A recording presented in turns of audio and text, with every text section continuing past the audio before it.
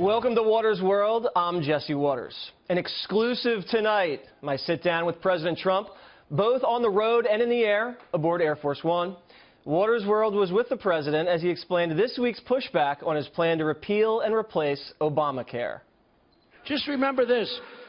If we submitted the Democrats' plan, drawn everything perfect for the Democrats, we wouldn't get one vote from the Democrats. That's the way it is. That's how much divisiveness and other things there are. So it's a problem. But we're going to get it by. Moments before that speech, we sat down backstage in Nashville. Take a look. President Trump, welcome back to Waters World. How does it feel? It feels great, and it feels great to be with you, and you've been so nice, and thank you. Oh, well, flattery will get you everywhere. Now, the last time I spoke to you, I presented a signed photograph of myself at Trump Tower. Have you hung it on your wall yet? Oh, absolutely, right on that wall. That's fake news. I don't believe it. That was fake news. Obamacare repeal could be President Trump's first deal. Are you going to close it? Well, I think it's going to be never easy. You know, healthcare is a very complex subject. I've been saying that for a long time. Now people are agreeing with me. They understand. And not complex for the ordinary reason, Jesse. It's complex because you take this group and you make them happy and they become unhappy. Now you make them happy and they become... So it's back and forth. The answer is yes, we're going to get something done. I think it's going to be terrific, and it's going to be so much better than Obamacare, which really doesn't exist. Right. Because if you allow it to exist for another year, it's going to implode. And, you know, I've been saying for a long time, just walk away for 1 year. They'll come back, the Democrats, who, if you gave them a Democrat bill to approve, they wouldn't approve it. Right. They wouldn't give you one vote. It's really a bad situation out there. So, and it's been that way for years, not just now. It's been that way for years. But if I put together a perfect Democrat bill on health care or anything else for them to sign, you wouldn't get one vote. It's a pretty bad deal. People like Senator Rand Paul, who you ridiculed during the debates, could mess this thing up. Rand Paul shouldn't even be on this stage. He's number 11. He's got 1% in the polls, and how he got up here, there's far too many people. Anyway, I like him. He's become a friend of mine. It's hard to believe I ridiculed, because he's a good guy. Okay. And he means well, and I think ultimately we're going to all come together. It's going to get done. We want something done, and also we want to start on the taxes. We're going to cut everybody's taxes, including business taxes, the middle income taxes. Everything's going to be cut. I can't do that until we get this done. The income tax rate, what are we talking about? What would you like to see the top rate be? Well, we're going to get a big reduction. We're going to bring business down to 15 to 20% from 36 and 38 and even higher that in certain instances. We're the highest taxed nation in the world. We're going to bring taxes way down.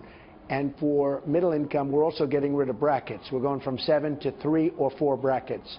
And that will be such a pleasure. What would you like to see the brackets look like? Well, I'd like to see 0 if you don't make much, like 0, and that's what it's going to be. It's going to be 0 up to a level. Okay. And then it's going to be 12.5%, 15%. It's going to be 10%. We're working on the different numbers, but it's going to be much lower than it is right now. It'll be the biggest tax cut since Reagan, and probably bigger than Reagan. Very good, because I need the money. We have to get this good. But before you are in that high bracket, I hope. I hope right now you're in the high bracket. Yeah. Well, we saw some of your returns. These people over at NBC News doing everything they can to take you down.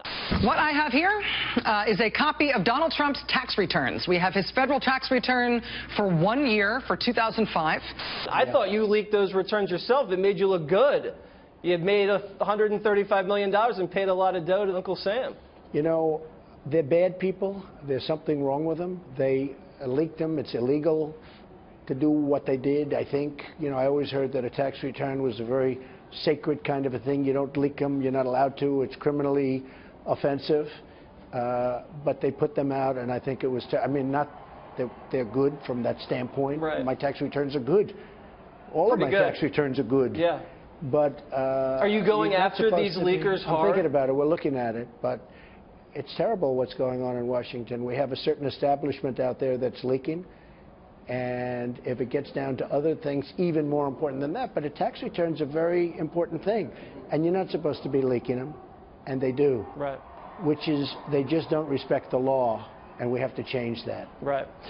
The anti-Trump resistance, it's out there in the streets. Some of it's in the federal government. How much do you think is that genuine anger, and how much do you think that's someone like President Obama pulling the strings from behind the scenes? It might be everything. You know, there's some anger, and there's great love on our side. I mean, look at the crowds outside. Huge. We have crowds. We have Senator Lamar Alexander. We have Senator Corker. We have the governor of the state, governor of Tennessee, great guy, and they say they've never seen crowds like that ever. They've been here a long time. They've never seen anything like it for the country stars, for anything. And that's love. We have great love. That's how we won. You have a lot of love on your side, and then there's also people burning things in the street. Do you think President Obama wants you to succeed? Well, you know, he's been very nice to me personally, but his people haven't been nice. And there's great animosity out there. There's great anger. Leaking is just one example of it. In some cases, a very serious example of it. But leaking and the level of anger is hard to believe. So while he's nice personally, there doesn't seem to be a lot of nice things happening behind the scenes, and that's unfortunate. The media, pretty vicious, not just to you, but to your family. How do you process that? You just have to go on. You know, we've done a great job in terms of manufacturing, in terms of the market, in terms of business optimism. I don't know if you saw, optimism's up the highest in 15 years, and much more than that it'll turn out to be. Things are just going really well for the country. You look at the border, down now 61% since the inauguration. Wow. Stock market's up 15%, almost 16% since the inauguration. Over $3 trillion of value has been created. Many jobs have been created. I mean, we're really, look, I inherited a mess, okay? The Middle East was a mess. People wanting to get jobs is a mess, despite the numbers. You know, you hear numbers, but you have millions of people out there that want to get jobs. They can't get jobs because we don't have good jobs. But they're coming back. Ford is coming back. General Motors is coming back. Fiat Chrysler is coming back. We just had a big meeting in Detroit with the car manufacturers, and it was unbelievable what's going to be happening. So ultimately, that's the thing that talks. And as you probably saw the polls that came out today, I'm at my all-time high for this. So we'll just keep going. You're still paying attention to the polls, I do. aren't you? I pay.